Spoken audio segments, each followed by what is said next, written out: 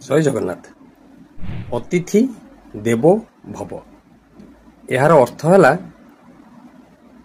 जहाँ को आपण जानी नाहंती, जहाँकर किछि तिथिबार नाही, से आसी आपणक गृह रे पहुँचले, आपण ताको वचन द्वारा प्रथमे अभिभाषण करिवे जय जगन्नाथ। काहेकि ना आपणक भितरे जो भगवान विद्यमान सेता समस्त देहरे से भगवान विद्यमान।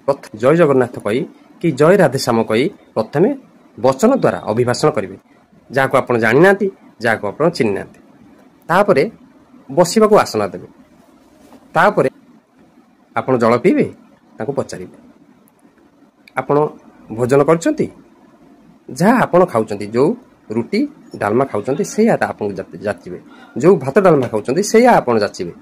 तांको पई एक्स्ट्रा किछि करिया आवश्यक नहीं, तमे जहाँ खाउछ ना से जदि तांकर खाइछंती ना ठीक अछि बस। जदि साधु सन्यासी आसिले ताको दीटा कथा, प्रथमे अभिभाषण करिवे, तापरे जल बसिबाकू देबे, जल फल टिके पीबाकू देबे। अतिथि देव भव माने अतिथि देवता सदृश, तामाने तुम भितर जो भगवान अछंती तांको भितर देव सेई भगवान अछंती, एई अर्थरे आपण ताको नेबे।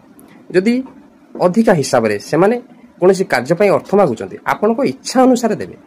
से कहबे देखंतु मते ठाकुरकर प्रेरणा होउची, आपण मते 5000 टका देबे। आपण जदि आपणकर प्रेरणा होउनी, देख आपणक भितर जो ठाकुर अछंती मो भितर भी सेई ठाकुर अछंती, मो भितर आपण को प्रेरणा होउनी देबा पई, मु देई परिबी नै। मना करिवे, अपमान करिवे नै, मु देई परिबी नै। काहे कि ना आपण जाको जानि नाती से टंका को नै कि भल अर्थ रे लगेबे कि खराब अर्थ रे लगेबे, सेति पई आपण ताऊ सीधा सीधी मना करिवे।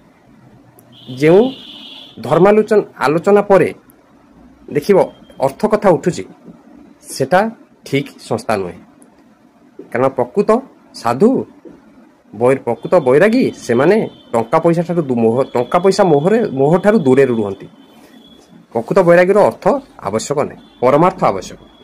सेति जो माने पाखंड अछंती से मानकु आपण मना करदेले आपनकर किछि क्षति होबो नै, सीधा सीधी भाव में मना करदेले आपनकर जेति कर्तव्य सेतिकी अतिथि देव भवर अर्थटा को भल भाव बुझंतु।